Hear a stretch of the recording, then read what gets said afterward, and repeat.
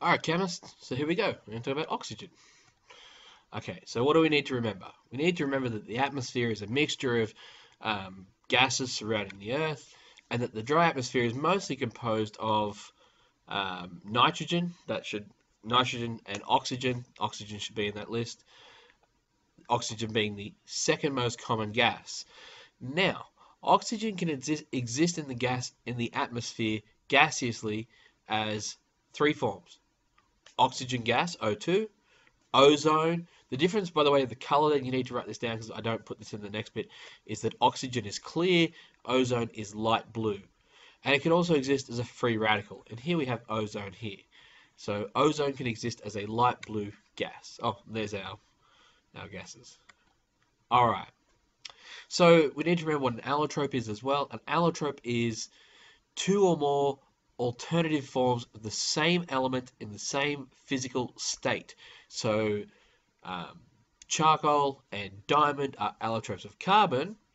Ozone and oxygen, and even the free radical oxygen, they are allotropes of oxygen. So the two allotropes of oxygen that we're focusing on are molecular oxygen, or diatomic oxygen, or ozone, which is triatomic oxygen.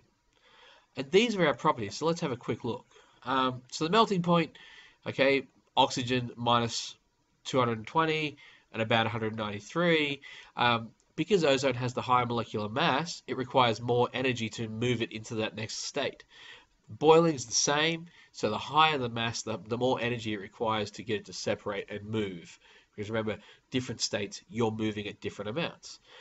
Density, ozone is much more dense, about 1.5 times. That's quite significant, and this is because it's a larger molecule.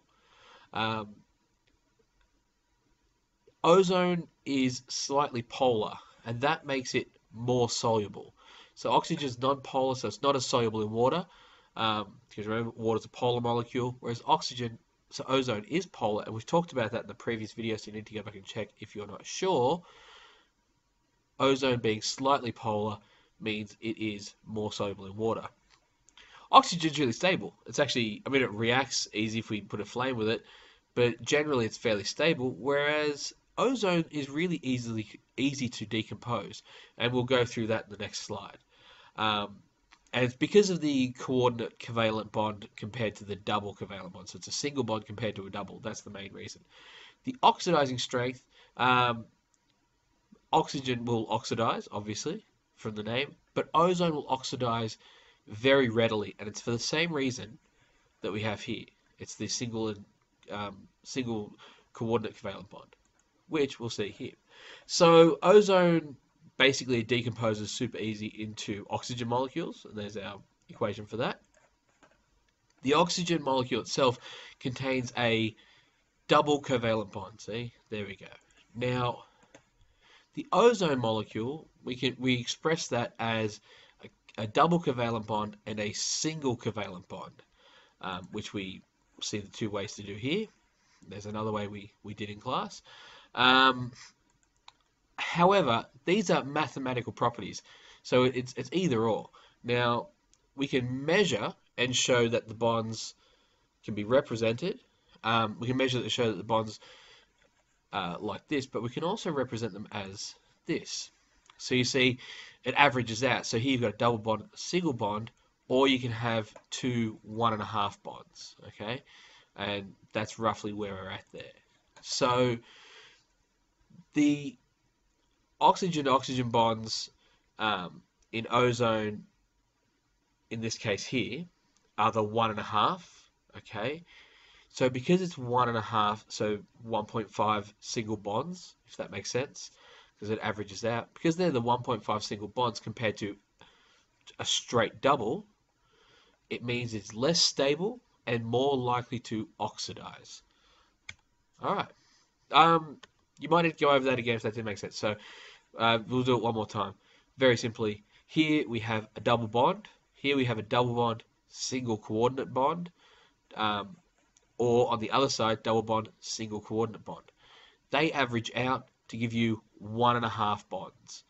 And that 1.5 single bonds is less strong than the double bond, so it is less stable. All right. So the free radical oxygen. Now, a free radical is a species, so that means type of atom, that has one unpaired or at least one unpaired electron. Now, oxygen in its ground state has three paired electrons, okay? So the ground state, least energy as possible, has three paired electrons in the valence shell. But when we hit it with UV light, it gains energy, and you get, so it will split the double oxygen bond when we hit it with UV light, and you'll get two electrons cruising around here unpaired because they're just containing too much energy. They're containing too much energy to form the single paired bond. Okay, and it will, if you leave it alone, these guys will form, and it doesn't interact with anything. They will form up, and you'll get the O2 molecule back. Now, being a free radical means it's super reactive. So, diatomic oxygen is the least reactive. Ozone is the middle reactivity, and the free radical is the most reactive of the three forms of oxygen. And that's that. And we'll see you in class.